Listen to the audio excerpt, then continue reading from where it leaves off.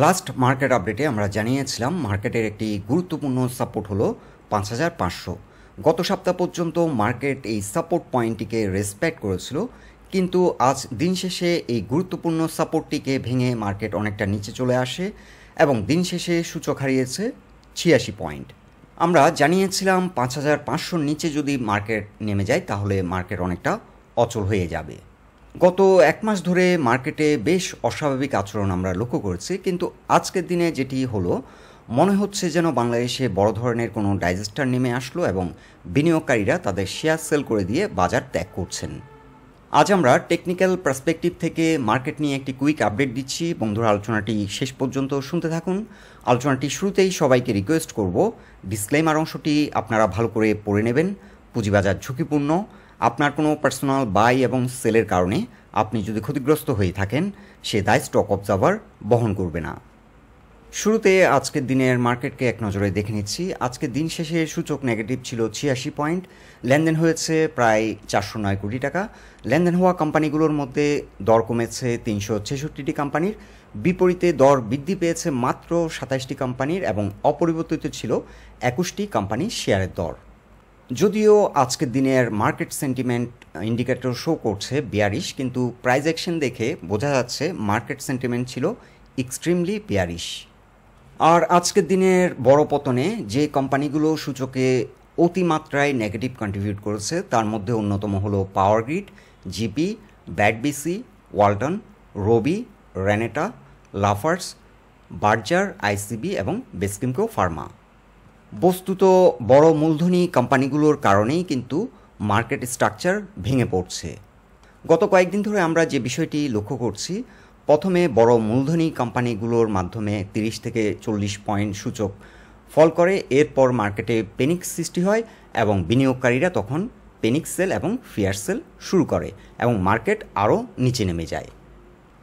So এদিক থেকে বিবেচনা করলে মার্কেটে যে ফলটি বর্তমানে হচ্ছে, মার্কেট স্ট্রাকচার ভেঙে পড়ছে, এটি বস্তুত কৃত্রিমভাবেই ঘটানো হচ্ছে বলে আমরা মনে করছি।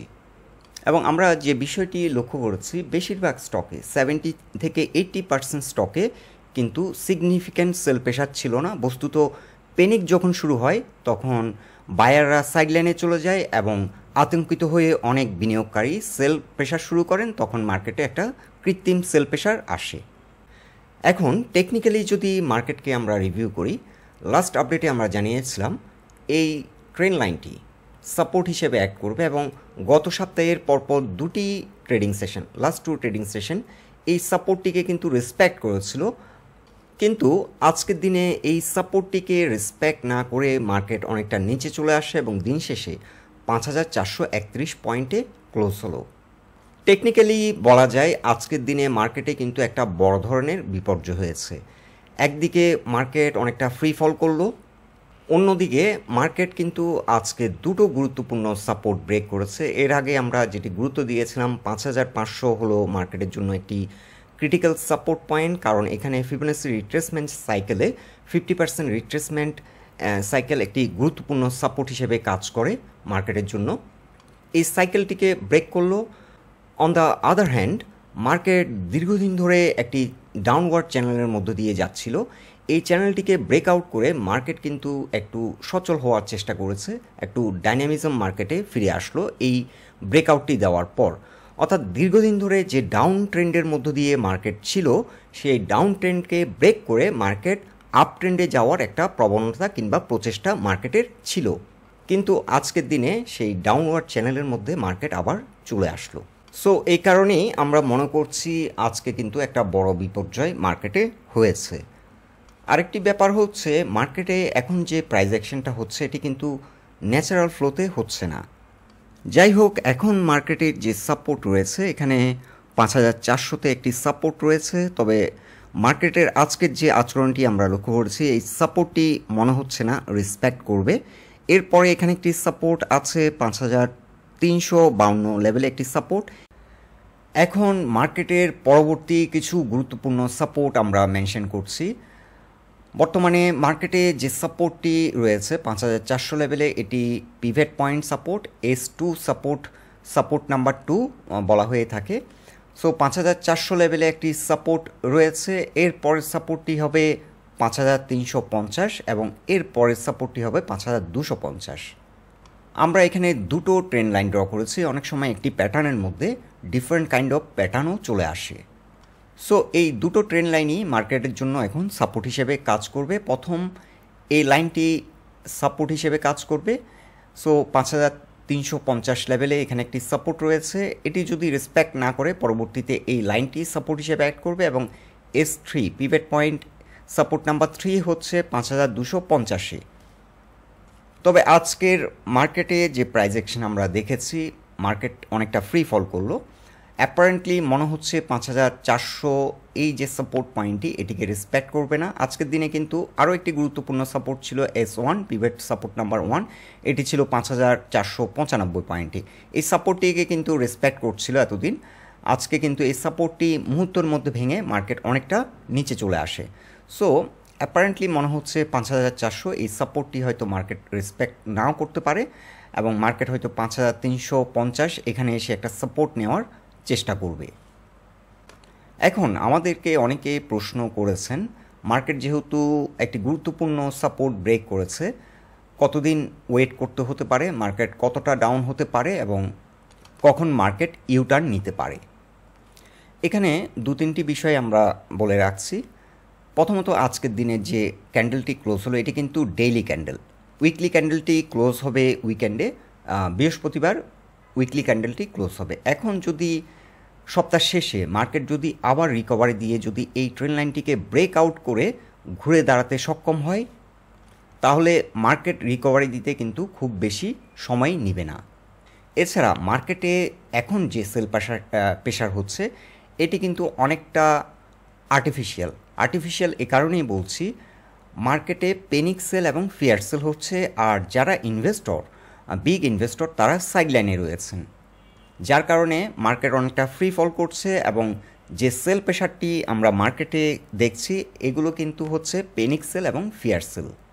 বস্তুত বর্তমানে মার্কেট যে পয়েন্টে আছে এটি সেলিং জোন না, এটি হচ্ছে স্ট্রং ডিমান্ড জোন। তো এখন আসলে ক্যাপিটাল মার্কেটে ইনভেস্টররা অনেকটা ইরেশনাল বিহেভ করে, ডিমান্ড জোনে এসে সেল দেওয়া শুরু করে এবং সাপ্লাই জোনে এসে বাই করা শুরু করে। আর আমি পার্সোনালি মনে করি বর্তমানে স্টকগুলি যে প্রাইস পয়েন্টে অবস্থান করছে এই প্রাইস পয়েন্টে সেল করার কোনো যুক্তিকতাই নেই। বরঞ্চ এটি হতে পারে এখন চাইলে দুর্বল মানের কোম্পানিগুলোকে ভালো মানের কোম্পানিতে কনভার্ট করে নেওয়া যেতে পারে। আরেকটি বিষয় হচ্ছে, রিসেন্টলি কোনো স্টক যদি 12 টাকা কিংবা 14 টাকা থেকে 20 টাকা কিংবা 25 টাকা পর্যন্ত র্যালি করে এবং আপনি যদি একেবারে টপে বাই দিয়ে থাকেন, সেক্ষেত্রে স্টকটি যদি দুর্বল মানের কোম্পানি হয় সেক্ষেত্রে রিকভারি দেওয়াটা অনেকটা আনসার্টেন। কিন্তু আপনি যদি একটি স্টক 12 কিংবা 14 টাকা থেকে র্যালি করে 20 টাকা কিংবা 25 টাকা পর্যন্ত রিসেন্টলি একটা হাই ক্রিয়েট করলো, আপনি এন্ট্রি নিলেন 15 টাকা কিংবা 16 টাকা, সেক্ষেত্রে কিন্তু আপনি ডিমান্ড জোনেই বাই দিয়েছেন। এখন মার্কেট খারাপ বলে হয়তো স্টকটি আরও 2 থেকে 3 টাকা ফল করেছে। সব সময় স্টকগুলোকে একেবারে এক্সট্রিম লোতে বাই করা সম্ভব না। সো মার্কেট সিচুয়েশন বুঝে আমাদেরকে মাঝে মাঝে ওয়েট করতে হবে। আর ডিমান্ড জোনে যদি আপনি বাই দিয়ে থাকেন সেক্ষেত্রে মার্কেট রিকভারি দিলে আপনার স্টকটি কিন্তু ইজিলি রিকভার্ড হয়ে যাবে। সো দুটি দিক, একটি হচ্ছে আপনি ভালো মানের যদি কোনো স্টকে এন্ট্রি নিয়ে থাকেন আর ওই স্টকটি যদি রিসেন্টলি 20 থেকে 25 টাকা পর্যন্ত র্যালি করে থাকে আর আপনি যদি টপে বাই দিয়ে থাকেন, অর্থাৎ 22 থেকে 24 টাকায় যদি বাই দিয়ে থাকেন আর কোম্পানিটি যদি ভালো মানের কোম্পানি হয়, তাহলে মার্কেট যখন ইউটার্ন নেবে, মার্কেট যখন আবার পারফরমেন্সের ধারাবাহিকতায় ফিরবে, এই হাইটিকে ব্রেকআউট করে কিন্তু একটা নিউ হায়ার হাই ক্রিয়েট করারও সম্ভাবনা আছে। এখন হয়তো স্টকটি ডাউন হয়ে হয়তো 15 থেকে 18 টাকায় চলে আসলো, কিন্তু পরবর্তীতে আপনি যে হাই পয়েন্টটিতে বাই দিয়েছেন ওই হাই পয়েন্টটিকে ব্রেকআউট করে কিন্তু নিউ হায়ার হাই করারও সম্ভাবনা আছে। এছাড়া ভালো মানের যদি স্টক হয়, স্টকটি যদি এখন মার্কেটের কারণে যদি 2 থেকে 3 মাসও রিকভারি না দেয়, বছর শেষে কিন্তু আপনি ডিভিডেন্ড পেয়ে যাচ্ছেন। সো বস্তুত এই কারণেই আমি মনে করছি এখন পোর্টফোলিওকে রিশাফেল করার জন্য একটি ভালো সময়ে যাচ্ছে। আপনার কাছে যদি দুর্বল মানের কোম্পানিগুলোতে আপনি যদি এন্ট্রি নিয়ে থাকেন, সেক্ষেত্রে দুর্বল কোম্পানিগুলোকে ভালো মানের স্টকগুলোতে কনভার্ট করার একটি ভালো সময় এখন যাচ্ছে। এছাড়া আমি পার্সোনালি প্রেফার করি গ্রোথ ওরিয়েন্টেড স্টকগুলোকে। আর এখন বর্তমানে অনেক ব্লু চিপ কোম্পানি আছে যেগুলো তার রিসেন্ট হাই থেকে 60-65% পর্যন্ত ডাউন হয়েছে, এরকম স্টকগুলো রয়েছে। সো আপনি যদি ব্লু চিপ কোম্পানিতে ইনভেস্ট করতে ইন্টারেস্টেড হন, চাইলে এখন ব্লু চিপ কোম্পানিগুলোতে স্লোলি এন্ট্রি নেওয়া যেতে পারে। আর যেহেতু মার্কেট এখন একেবারে এক্সট্রিম একটি পয়েন্টে, ডাউন পয়েন্টে রান করছে, এখান থেকে হয়তো আরও 150-200 পয়েন্ট মার্কেট নিচে নামতেও পারে। এক্ষেত্রে ডেইলি মার্কেট না দেখে, এখন যেহেতু মার্কেট এক্সট্রিম একটা লো পজিশনে অবস্থান করছে, এখন মার্কেট হয়তো ডেইলি আমাদেরকে ট্রেডিং অপরচুনিটি দেবে না, আমাদেরকে ভালো মানের স্টকগুলোকে, পারফর্মিং স্টকগুলোকে এন্ট্রি নিয়ে এখন ওয়েট করতে হতে পারে, এবং সেক্ষেত্রে ডেইলি মার্কেট না দেখাটাই বেটার। এনিওয়ে, আমরা এক্সপেক্ট করেছিলাম মার্কেট 5500 এই সাপোর্ট পয়েন্টটিকে রেসপেক্ট করবে। এখানে একটা রিটেস্ট করছিল মার্কেট, আজকে রিটেস্টটি ফেল করলো। আমরা আশা করেছিলাম মার্কেট এখান থেকে ইউটার্ন নেবে। এছাড়াও আজকে যে ব্রেকডাউনটি হয়েছে, আমি পার্সোনালি মনে করছি এটি একটি ফেক আউট। আজকের দিনে মার্কেট যে ক্রাশ করলো, একটি গুরুত্বপূর্ণ সাপোর্টকে ব্রেক করলো। প্রাইস অ্যাকশনের সাথে ভলিউমের কিন্তু একটা ইনকনসিস্টেন্সি লক্ষ্য করা যাচ্ছে। এখানে একটা huge bearish candle with low volume. So এ ধরনের সিচুয়েশনকে আমরা কিন্তু ফেক আউট বলে থাকি। আমি পার্সোনালি মনে করছি এটি একটি ফেক আউট, এবং এ ধরনের সিচুয়েশনে যে কোনো সময় এই রেসিস্ট্যান্সটিকে ব্রেকআউট করে মার্কেট আবার ঘুরে দাঁড়াতে পারে। Hope for the best. এটাই ছিল বন্ধুরা আজকের মার্কেট নিয়ে আমাদের অবজারভেশন।